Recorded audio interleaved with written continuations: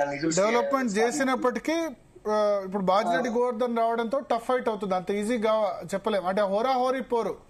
Edge ఎవరికి ఇస్తారు? Congress ఎడ్జా BRS edge ఇస్తారా మీరు? కాంగ్రెస్ ఎడ్జ్. ఓకే. నెక్స్ట్ బిచ్కొండ ఏది ఎల్లారెడ్డి నియోజకవర్గమా? బిచ్కొండ చూసుకుంటే మాత్రం మనకు అది కొత్తది, మొన్ననే ఏదైతే ఇప్పుడే కొత్త మున్సిపాలిటీ అది. ఏ నియోజకవర్గం అది? ఎల్లారెడ్డి నియోజకవర్గమా? లేదు, జుక్కల్ నియోజకవర్గం. అది 12 వార్డ్స్ ఉన్నాయి, కొత్త నియోజకవర్గము. అయితే ఇక్కడ ఏంటంటే కాంగ్రెస్ లక్ష్మీకాంతరావు తర్వాత ఇక్కడ హనుమంత్ షిండే మధ్య, బీఆర్ఎస్ కు కాంగ్రెస్ కు మధ్య బీజేపీ ప్రభావం లేదు. బీజేపీ నుంచి కూడా చాలా మంది తక్కువ మంది పోటీ చేస్తున్నారు. అయితే ఏదైతే బీఆర్ఎస్ నుంచి అన్ని స్థానాలు 12 పోటీలో ఉన్నారు. అయితే కాంగ్రెస్ నుంచి 12 ఉన్నారు. అయితే అక్కడ ఒకటి ఏంటంటే ఈ లక్ష్మీకాంతరావు ఏదైతే అధికార పార్టీ ఉంది కాబట్టి కొద్దిగా అక్కడ ప్లస్ పాయింట్ ఉన్నదని చెప్పవచ్చు. బీఆర్ఎస్ కు కొద్దిగా తక్కువగా ఉందనేది ఇప్పటికిప్పుడు సమాచారం మనకు అందుతున్న మన రిపోర్ట్లు కానీ అక్కడ ఉన్న నాయకత్వాలు, ఇరు పార్టీల నాయకత్వాలు సేకరించిన సమాచారం ప్రకారం మాత్రం కాంగ్రెస్ గెలిచి ఉందనేది మాత్రం ఇక్కడ మనకు వస్తున్న సమాచారం. అయితే ఒకటి ఇక్కడ చెప్పుకోవాలి ఏంటంటే ఇక్కడ అటు ఏదైతే మహారాష్ట్రకు సరిహద్దు ప్రాంతాలను బిచ్చుకుందాం, అదంతా ఏదైతే కొద్దిగా బీజేపీ ప్రభావం చూపిస్తుంది అన్నది మొన్న అనుకున్నప్పటికీ కూడా సరైన నాయకత్వం లేకపోవడం, ప్రధానంగా అక్కడ బీజేపీ సరైన నాయకత్వం లేకపోవడంతో ఈ పరిస్థితి బీజేపీ. హనుమంత్ షిండే మంచి 2 సార్లు గెలిచారు కదా, ఏం ప్రభావం ఏం లేదు జుక్కల్లో. ఇప్పటికిప్పుడు మాత్రం మన పంచాయతీ ఎన్నికలు కూడా కాంగ్రెస్ లీడ్ చేసింది అక్కడ. ఇప్పుడున్న పరిస్థితుల్లో మాత్రం ఈ వార్డులలో మాత్రం ఖచ్చితంగా ఎక్కువ స్థానాలు కాంగ్రెస్ కైవసం చేసుకునే అవకాశాలు ఎక్కువ ఉన్నాయి. అక్కడ కూడా కొద్దిగా బిచ్చుకున్న ప్రాంతంలో కూడా మైనార్టీస్ కూడా కొద్దిగా ఎక్కువనే సంఖ్యలో ఉన్నారు కాబట్టి ఆ టౌన్ లో అది కొద్దిగా ప్లస్ పాయింట్ అయ్యే అవకాశాలు ఉన్నాయని చెప్పేసి కాంగ్రెస్ విశ్వసిస్తుంది. ఇంకా చేసిన అభివృద్ధి కార్యక్రమాలు ప్రధానంగా ఏదైతే సన్నబియ్యం కానీ, తర్వాత ఈ ఉచిత బస్సు ప్రయాణం కానీ, కరెంట్ ఫ్రీ అనేది కానీ, ఇవన్నీ కొద్దిగా ప్రజల్లో నాటిపోయి అభివృద్ధి సంక్షేమం అనే దానికి ముందుకు పోతున్నారు అనేది ఒక మనకు వస్తున్న సమాచారం. చూడాలి రేపు పోల్ మేనేజ్మెంట్ అంటే బిచ్చుకుంటలో కూడా అంటే అంతగా ప్రభావం చూపించేంత బీఆర్ఎస్ ఎక్కువగా అంటే ఎఫర్ట్స్ లేవనేది కూడా మనకు అందుతున్న. మిగిలింది ఎల్లారెడ్డి మున్సిపాలిటీ ఎట్లా ఉంది?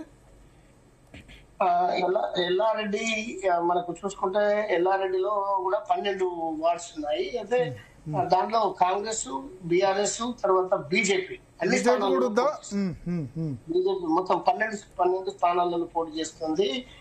అక్కడ బీఎస్పీ 2 చోట్ల పనిచేస్తుంది. మిగతా ఏదైతే ఇండిపెండెంట్ కూడా పోటీ చేయడం పక్కన పెడితే మీరు ఎడ్జ్ ఎవరికి ఇస్తారు? ఎల్లారెడ్డిలో బీఆర్ఎస్ కు ఎక్కువ ఛాన్స్ ఉంది ఇప్పుడున్న పరిస్థితి. ఎందుకు అంటే ఇక్కడ సురేందర్ ఏదైతే జాజుల సురేందర్ చాలా సీరియస్ గా తీసుకొని చేస్తున్నారు. అయితే కాంగ్రెస్ మదన్ మోహన్ రావు కూడా గట్టి పోటీనే ఇస్తున్నప్పుడు కూడా అక్కడ కొద్దిగా వ్యతిరేకత అనేది స్టార్ట్ అయింది.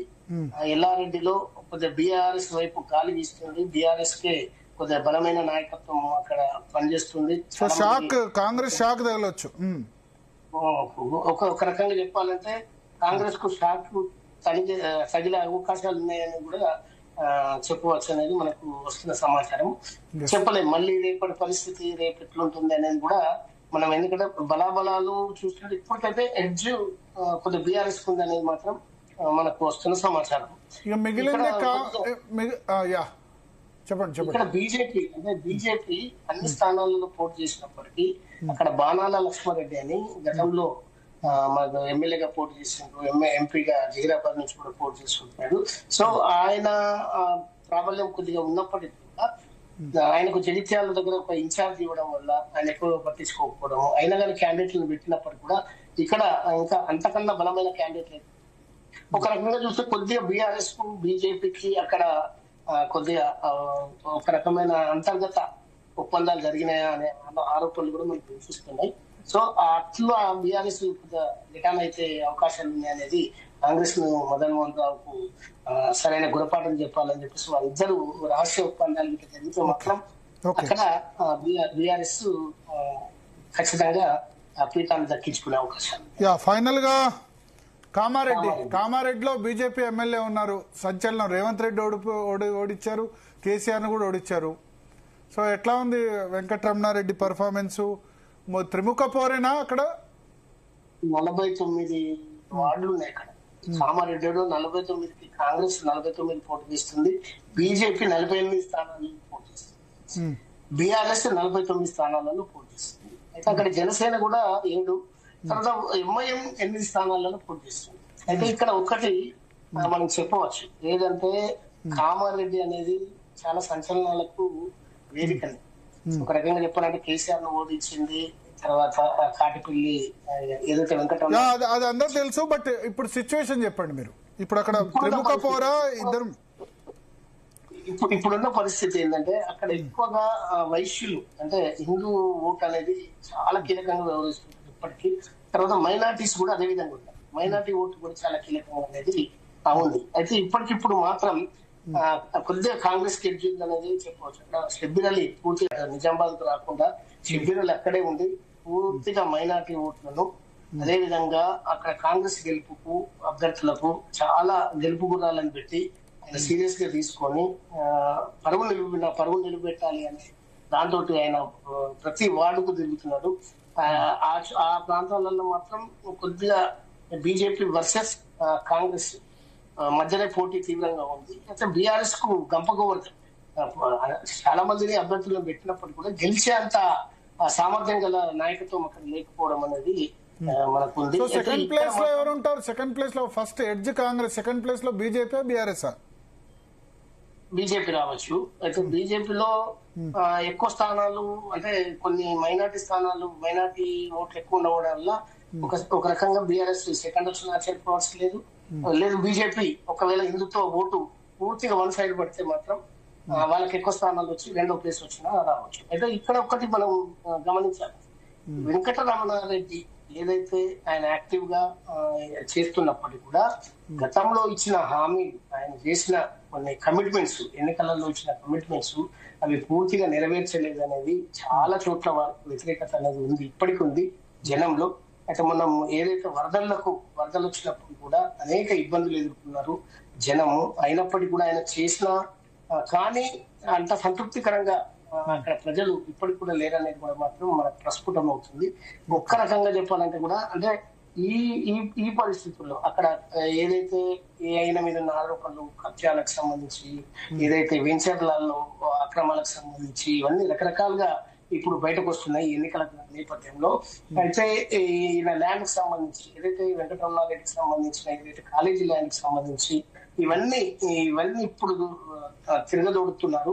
అయితే ఇది కొద్దిగా ఆయన మీద ప్రభావం పడుతుందా, లేకపోతే ఆయన అభ్యర్థుల మీద ప్రభావం పడుతుందా అనేది మాత్రం ఓట్ల రూపకంలో ప్రజల నాటిని మనం